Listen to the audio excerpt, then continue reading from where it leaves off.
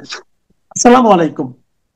প্রিয় দর্শক, অন্য মঞ্চের আলাপচারিতায় আপনাদের সকলকে আমন্ত্রণ জানাচ্ছি। একটা সরকার, ইউনূস সরকার এক দফা বসানো হয়েছে কোন রকম সাংবিধানিক ভিত্তি ছাড়া। অন্তর্বর্তীকালীন সরকারের কোনো প্রথা, কোনো নিয়ম কানুন কোথাও না থাকার পর এই সরকারটা গঠিত হয়েছে। এই সরকার পুনর্গঠন করতে হলে বা ইউনূস যদি নিজে সেফ এক্সিট চান বা ইউনূসকে সরিয়ে দেওয়া প্রয়োজনীয় হয়ে পড়ে,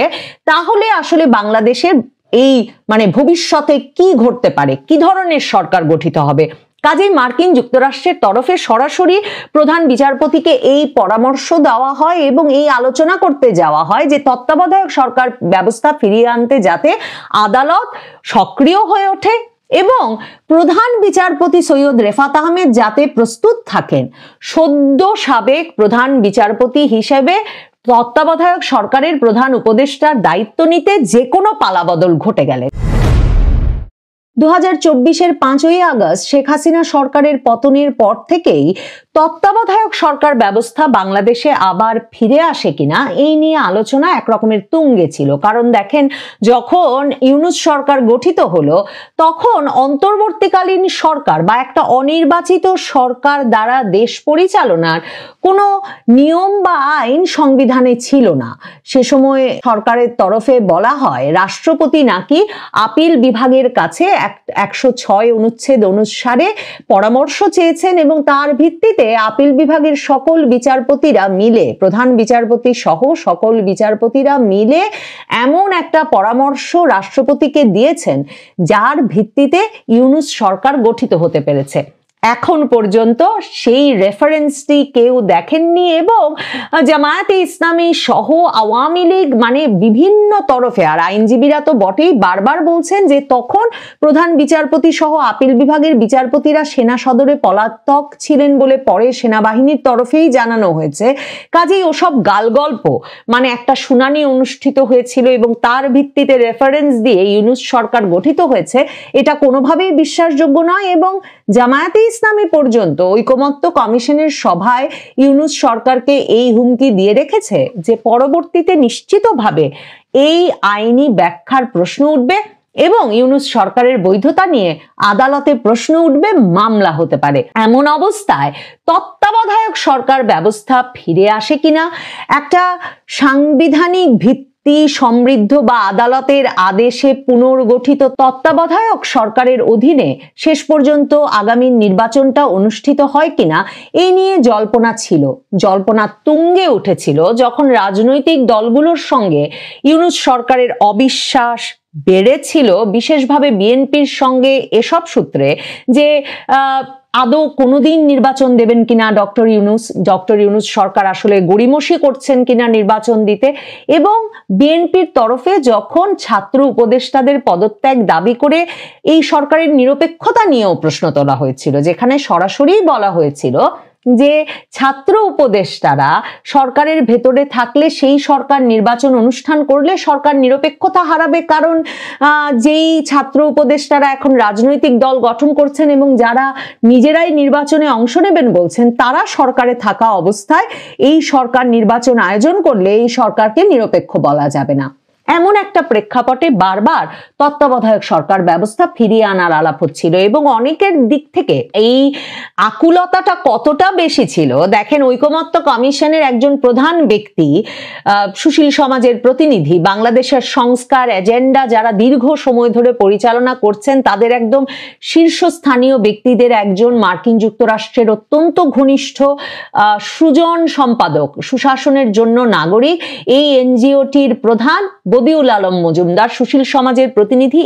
এই ব্যক্তি কিন্তু 2024-এর আগস্টেই আপিল বিভাগ, হাইকোর্ট বিভাগ পুনর্গঠিত হওয়ার আগেই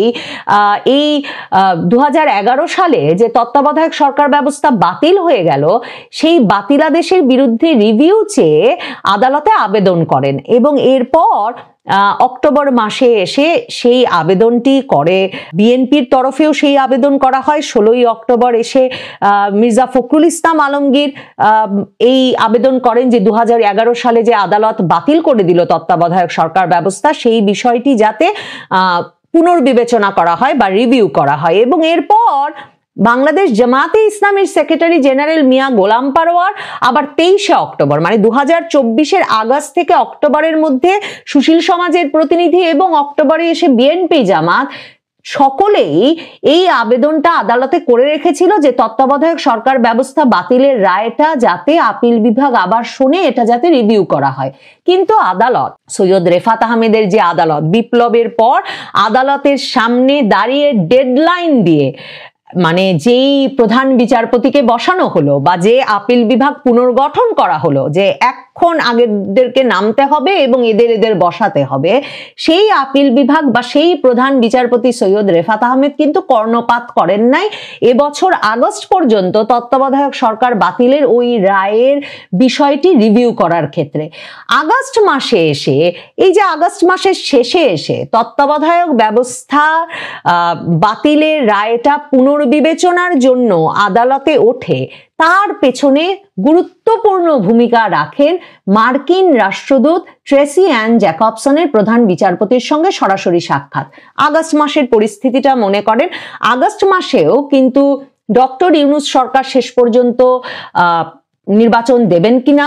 ফেব্রুয়ারিতে নির্বাচনের ঘোষণা দিলেন বটে, তিনি জুলাই মাস জুড়ে মার্কিন যুক্তরাষ্ট্র সহ বিভিন্ন তরফের চাপের মুখে এবং সরাসরি তাদের পরামর্শে 5ই আগস্ট ইউনূস এই মানে প্রতিশ্রুতি দিলেন বটে যে ফেব্রুয়ারির মধ্যে নির্বাচন, কিন্তু আগস্টেও কিন্তু রাজনৈতিক দলগুলো সেই ভরসাটা পাচ্ছিল না এবং আগস্টে গিয়ে নির্বাচনকালীন একটা নিরপেক্ষ সরকার, যে সরকার জামায়াতে ইসলামী, বিএনপি সহ সকল দল গ্রহণযোগ্য মনে করবে, এমন একটা সরকার গঠনের জন্য মার্কিন দূতাবাসের তরফে মার্কিন যুক্তরাষ্ট্রের ভারপ্রাপ্ত রাষ্ট্রদূত ট্রেসি অ্যান জ্যাকবসন মোটামুটি মানে সকল প্রথা ভঙ্গ করে সবাইকে চমকে দিয়ে প্রধান বিচারপতির সঙ্গে সাক্ষাৎ করতে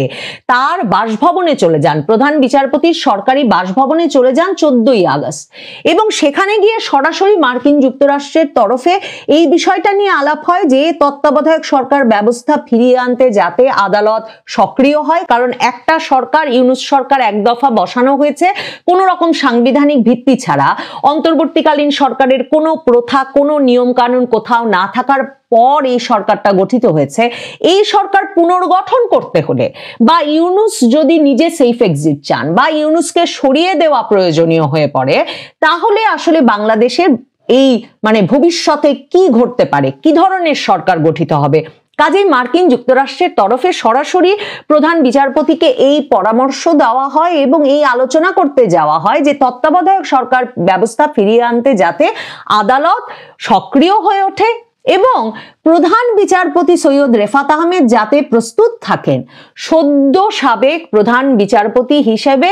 তত্ত্বাবধায়ক সরকারের প্রধান উপদেষ্টার দায়িত্ব নিতে যে কোনো পালাবদল ঘটে গেলে। কারণ দেখেন, এর আগের যে প্রধান বিচারপতি তিনি তো প্রাণ ভয়ে 5ই আগস্ট তাকে পালিয়ে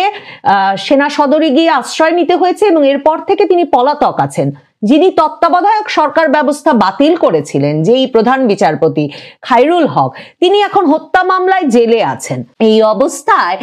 এই বর্তমান যিনি প্রধান বিচারপতি, যার অবসরে যাবার সময়ও চলে আসবে 2025-এর ডিসেম্বরে, তাকে মার্কিন যুক্তরাষ্ট্র বলে প্রধান উপদেষ্টার পদ নিতে প্রস্তুত হওয়ার জন্য, কিন্তু সৈয়দ রেফাত আহমেদ সেক্ষেত্রেও সরাসরি রাজি হতে গড়িমসি করেন, কারণ এমন একটা স্পর্শকাতর সময়ে তিনি প্রধান বিচারপতির দায়িত্ব নিয়ে বেশ খুশি আছেন বটে এবং মানে একরকমের সকলকে খুশি রেখে তিনি রায়গুলো দিয়ে দিতে পারছেন বটে। বিচার বিভাগ মোটামুটি ভাবে 2024-এর জুলাই আগস্টের বিজয়ী পক্ষের সকলকে খুশি রেখে কাজ করে যেতে পারছে বটে, কিন্তু এই পক্ষগুলো মানে বিএনপি, জামায়াতে ইসলামী কিংবা জাতীয় নাগরিক পার্টি যদি নির্বাচন পর্যন্ত একটা গুরুত্বপূর্ণ পক্ষ থাকে, তাহলে এদের সকলকে খুশি রেখে একটা নির্বাচন অনুষ্ঠান করে ফেলতে পারবেন কিনা সৈয়দ রেফাত আহমেদ সে বিষয়ে নিশ্চিত না হতে পেরেই তিনি সরাসরি মার্কিন রাষ্ট্রদূতকে কোনো কথা দিতে পারেন না, কিন্তু তিনি 27শে আগস্ট এসে এই রিভিউ শুনানি কিন্তু অনুষ্ঠান করেন। মানে 1 বছরেরও বছরেরও বেশি সময় লাগলো তত্ত্বাবধায়ক সরকার ব্যবস্থা বাতিলের রায়টা রিভিউয়ের আবেদন শুনানি শুরু করতে উচ্চ আদালতে। এবং তারপর সেই দিনই কিন্তু সৈয়দ রেফাত আহমেদ তত্ত্বাবধায়ক সরকার ব্যবস্থা নিয়ে তার যে মানে উদ্বেগগুলো সেগুলো তিনি পরিষ্কারভাবে তুলে ধরেন। তিনি রিভিউ আবেদনের শুনানি চলাকালে 27শে আগস্ট ডক্টর সৈয়দ রেফাত আহমেদ পরিষ্কার করে বলেন, তত্ত্বাবধায়ক সরকার ফিরিয়ে দিয়ে সাময়িক সমাধান দিতে চায় না আপিল বিভাগ। মানে যেই যুক্তিটা তিনি মার্কিন যুক্তরাষ্ট্রকেও দিয়েছেন, মার্কিন দূতাবাসের রাষ্ট্রদূতের বরাত দিয়ে, যেই যুক্তিটা তিনি কিন্তু মার্কিন যুক্তরাষ্ট্রের রাষ্ট্রদূতকেও দিয়েছেন, সেই কথাটাই তিনি আবার বলেন যে এই সাময়িক সমাধান দিতে চায় না আপিল বিভাগ, নির্বাচনকালীন সরকার নিয়ে কার্যকর সমাধান চায় আপিল বিভাগ, যাতে এটা বারবার বিঘ্নিত না হয়। দেশে গণতন্ত্র প্রতিষ্ঠা করতে এটা যাতে সুদূর প্রসারী প্রভাব রাখে সেটাই করা হবে। এমনকি এই ডক্টর সৈয়দ রেফাত আহমেদ প্রধান বিচারপতি নিজেই প্রশ্ন তোলেন যে তত্ত্বাবধায়ক সরকার ব্যবস্থা ফিরিয়ে দিলে তা কখন কার্যকর হবে। মানে এই প্রশ্নটা তিনি মাথায় ঢুকিয়ে দেন যে তার মানে কিন্তু আপনাদেরকেই সিদ্ধান্ত নিতে হবে। বিএনপি, জামাত, সুশীল সমাজ এই তিন পক্ষই যখন রিভিউয়ের আবেদন করেছে, তো